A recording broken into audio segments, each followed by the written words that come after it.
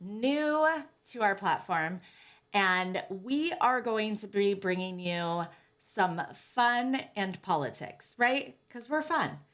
Right. And so I want to introduce you publicly for the first time to one of the coolest people I know, my goddaughter. So I might be a little bit biased, Jordan Brace. How are ya?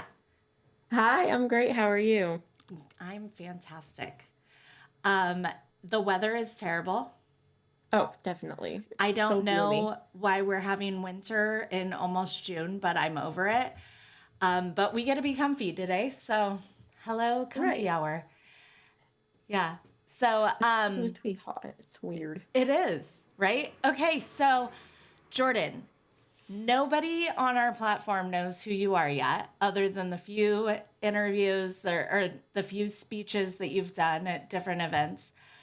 So I'm sure many people on our platforms have heard you speak. And I know everybody in the X world knows who you are. But tell the viewers a little bit about who is Jordan Brace. Like, you just graduated high school, you're taking on the world. Who are you? I like to think of myself as a commentator, just a political commentator. I'm out there sharing what I believe, um, trying to influence others to see the truth about the corruption that's gone down in our country over the years, the see the good side, the bad side. Um, I've really been interested in this kind of thing. Well, I've been interested in politics since I was like 8 years old, but I started getting active on X when I was 13, now 19, been doing it ever since. And I really just love doing it. I love speaking out, showing that I'm not afraid to share my views and push other people to share theirs. Especially Gen Z and younger generations to come, because I feel like a lot of people just feel like they can't share their beliefs because of what other people are going to say. But hopefully, we can get to a point where that doesn't really matter. Absolutely. I think that's why I just am so drawn to you is you are so unfiltered and real. And I love it because I can't do fake. I try, it's real bad. It's all bad. Um, so I just don't do it, right? And I think our world needs more authenticity. And you are so authentic, but you are just so smart for as young as Thank you are. you. And being involved, like seeing some of the other members of your generation that are just jumping into politics head first and jumping in and getting involved just gives me so much hope because, Ronald Reagan always said we are one generation away from losing our country and the way that it's built and founded if we don't step up and take care of it. And your generation gives me hope that it's not that generation, you know? Yeah, and I'm glad because I feel like a lot of people in my generation, all generations, they'll just look at the news and believe what they see from either side. They don't do the research, they don't examine the facts. They just say, "Oh, this news broadcaster said this, so that's the truth." Like, no. You need to think Right. for yourself, please. Yeah. So if only critical thinking that's taught in schools was just that critical thinking, where you are learning to think critically and decide for yourself. Yeah. Unfortunately, that's not what's being taught in schools. They're trying to teach you ideology and calling it critical thinking. But Yeah. yeah, it's insanity. But if everybody were to do that, just think, I mean, how much time does it really take you to research something, research a candidate, research a bill before you go and post about it on X? Maybe honestly at the most it probably takes me like half an hour. Like if I'm doing deep research. But if I already know something about the candidate, it can take like 5 minutes. It really does not take time at all to go do your research, look at their policies, look at said candidate's website, and figure out what you agree with, what you don't agree with, and then form your own opinions from there, rather than just believing what other people are telling you. Right. I love that. We have so many tools at our fingertips that I don't think people take advantage of. And I have a couple different platforms that I use when looking into legislation and different bills. But even though I pay for subscriptions on those, it's so much easier to just go into ChatGPT and be like, what was Right? ABU 1955? Who authored it? Who supported it? Who was against it? Right? And within 30 Exactly. seconds, you have all the answers. Yeah. And even Google has its AI thing now. Like you search something on Google and it'll immediately give you the answer. And I know people are going to have their opinions on AI. If you don't want to use AI, guess what? There's still Google without the AI. There's articles, there's websites. There are so many resources. You don't have to use AI to stay informed if that's not your thing. Personally, I think it's very useful. But if you don't want to, you do not have to. Right. And you know what? I agree because there is a lot about AI that I'm like, okay, we need to watch this. We need to be careful. But there's so much about it that is so easy. I have spent years making political ads and posts and flyers for events. And now, I pay 20 something dollars a month to Chat GPT and they make it all for me. And it's so great Exactly. because I'm like, make me a flyer for 6 o'clock on Friday for this event. And they do it. And then I just have to edit a couple things. It saves me so much time. I know, it just like it makes life more convenient. It's bad if it gets to the point where we're like overusing it, Hmm. because I do agree that it's bad that AI is taking over some jobs. I don't think that's a good thing, but I do think it makes life more convenient from time to time. Right. And I do want to make sure that we caution that AI is not always 100% correct. I don't know if you've Yeah. seen the meme that's like, can I eat this plant? And then it's like their gravestone and it's like AI. Oh, no, I'm sorry. You're right. That plant was lethal. And it's like, okay, AI is not perfect. It does make mistakes. So you definitely want to double check information, not just say this is 100% gospel, 100% moving forward. I trust only AI because they do, they mess Right. up, right? Yeah. And that's where things like AI and education, I think, can be very dangerous. They want to have, robot teachers. And I think our kids are already spending way too much time on electronics and they Yeah. need to get back to learning how to write with paper and pen, learning how to open a book and read a book, like reading off the pages. There's something that happens in your brain in chemistry that fires that you're missing when you're reading off a screen. Yeah. So, These newer generations have too many iPad kids. Like, what happened to like what I did when I was a kid? Going outside and playing, actually getting to know nature. Like, I agree. why are some parents letting their kids sit inside all day on their iPads watching God knows what Coco Melon or whatever the hell heck it is? Right. I don't know. Absolutely. And the thing is, so when my daughter wants to scroll YouTube, we call it stupid tube in our house because I'm very just straightforward with them and I'm like, you're not going to learn anything from that. Yeah. So that type of screen time is limited. And then they have other games that you can learn from. But my kids have an entire community outside. That's part of why I picked the house that I live in is there's this entire networking community of kids and they just all run between each other's garages and hang out and it's so nice. It's like a trip back to the 90s when I grew up where kids are just being kids. It's amazing. Yeah. And I think it's all about finding the balance. Like, obviously, kids are going to want to have screen time every now and then. But when it becomes the only thing that they do, then it's a problem. Absolutely.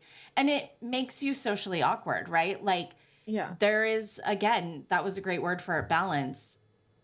Kids have to know how to use the technology that's coming because we live in a world where you have to order McDonald's. One more reason why I don't eat at McDonald's. You have to order McDonald's from a touch screen. If you don't know how to do that, then you're lost in this new world where everything is automated on a screen. So our Yeah. kids have to have some access and some knowledge of it, but they also have to be able to interact with people and know how to be real people. And having your face on a screen all the time does not make you able to handle that. No, it doesn't. Have you seen those? new, I think it's like literally robots at some drive-throughs where it's an AI voice taking the person's order.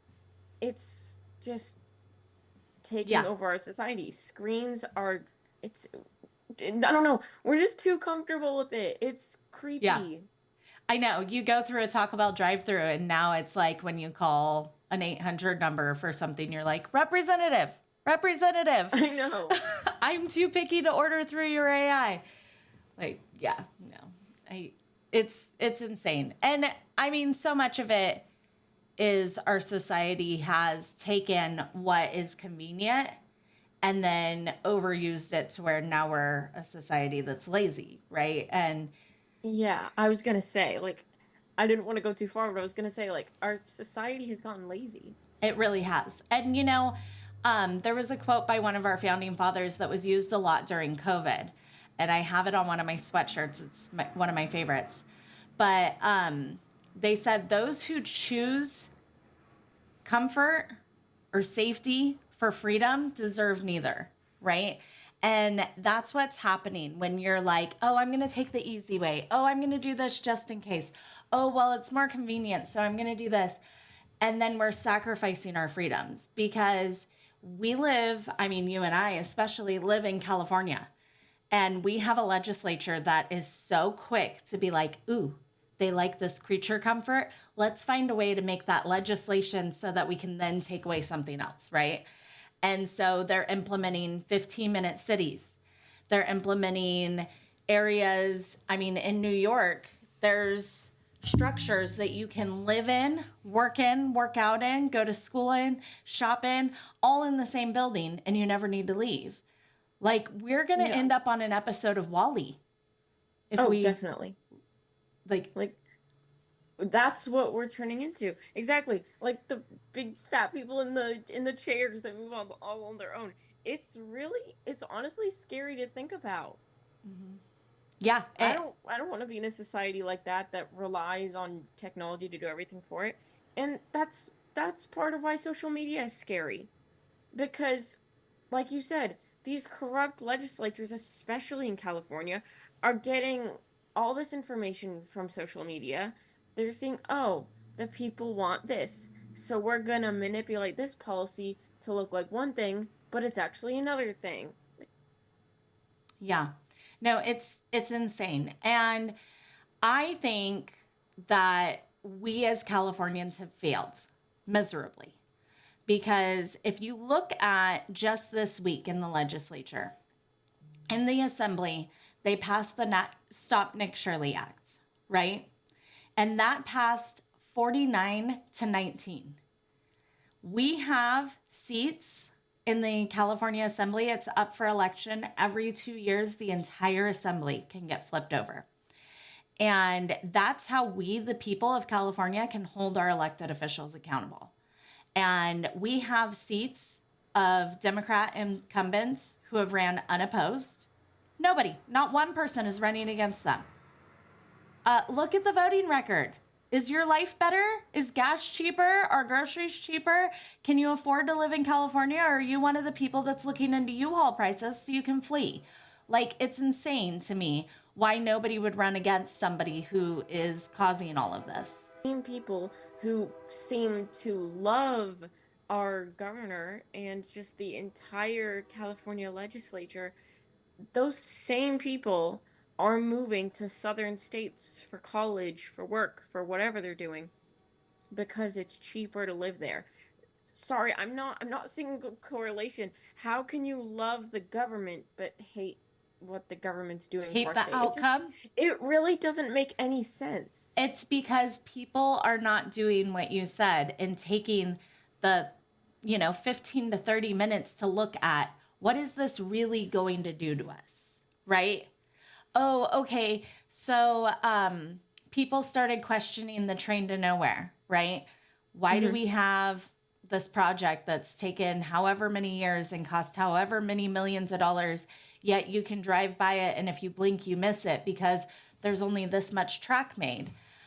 Why aren't people questioning that? But now that people are starting to question that, the legislature actually passed an assembly bill to try to make it to where you aren't allowed to ask questions about that. There's no Freedom of Information Act. There's no public records request you can put in to get answers on that because they've buried it with the legislature, right? So these people who are like, oh, sorry, I've got to move to, Georgia because I can't afford to live in California anymore, but I love the policies. So they're going to go try to California, Georgia, and bring their policies with them. And all the other states are getting annoyed. But that's because the people don't do the research. They listen to, oh, look at this fluffy promise and look at this fluffy promise and look at this. I mean, look at what Gavin Newsom did this week with elections. Yeah.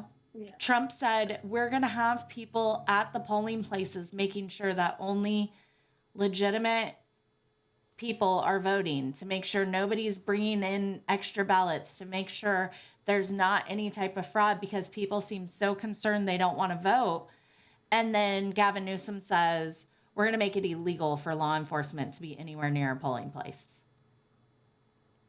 Right, because that's not fraud at all. Right. It's almost like he's selling himself out. It's almost funny because some people are so blind that they're not seeing the problem with it.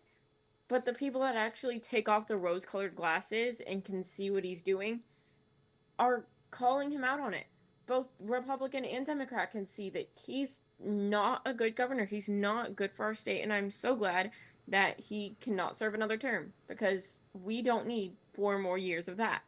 Right. It's just not okay. California has already seen corruption for 16 years straight. It's time for a change. And I'm so glad that we have some Republican candidates taking the lead for governor like Steve Hilton because it's not looking good for us. Right.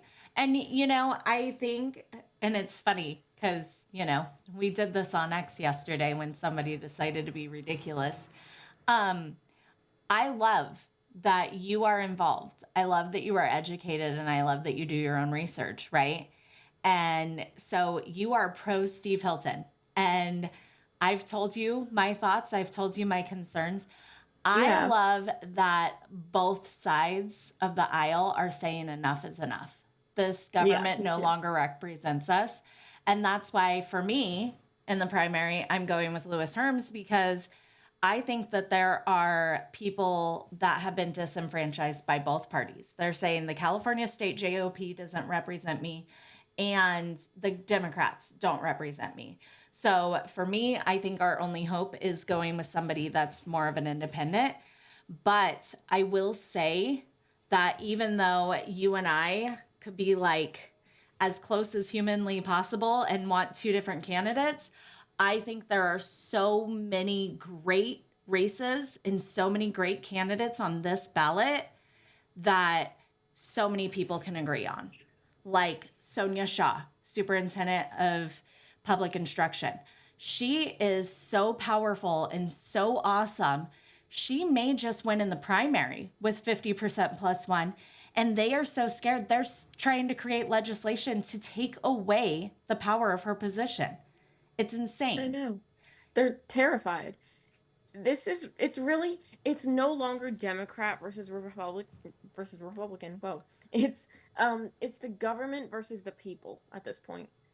Because I am so happy that a lot of people that do identify as being a Democrat are waking up and seeing that our government is not in shape. It's not doing what it's supposed to do. Absolutely. And another one of those candidates is Michael Gates. He's doing so much and he's calling out where there's corruption. And he is more than qualified for the position. And you've got somebody like Rob Bonta, who's in there now, who's rerunning against Michael Gates. And he's working with his wife in the assembly to pass things like the Stop Nick Shirley Act so that you can't look up fraud and call them out on it. It's insane. And as Michael Gates would say, our state is lawless. He says it all the time, and I agree. Our legislature's lawless. Our attorney general, lawless. Governor, lawless. They do not care about the people. They care about money being funneled into their pockets, and I truly believe that with all my heart. Absolutely. Yep. You know, it used to be everybody would say that the Democrats have sold out to the highest bidder, and it was all about money. When you look at what's happening in the Republican Party, it's happening there too. So I would say the time has come for the two-party system to go away, for people to find a party or create a party, or, maybe we just break away from this party system altogether, where we genuinely go back to we the people are in charge and we the people decide. And the whole point is to keep us divided and uneducated so that they can control us. And if we all came together as a people and we stood on the principles that our country was founded on, we can take this thing over and correct course, and we would again be the most thriving and prosperous country in the world. Absolutely. Because I mean, to be fair, right now we're really not. It's like, I know I said this earlier, but it's not looking good for us. I do see some light at the end of the tunnel right now, especially like we were just talking about with the California candidates.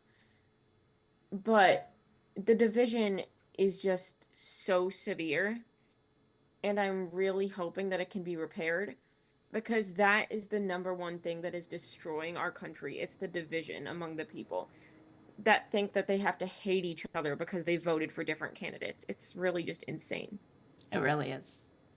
All right. Well, on that note, let's stop the division. Let's find something to unite over, and let's come together to save our country, because that's what we need to do. Absolutely.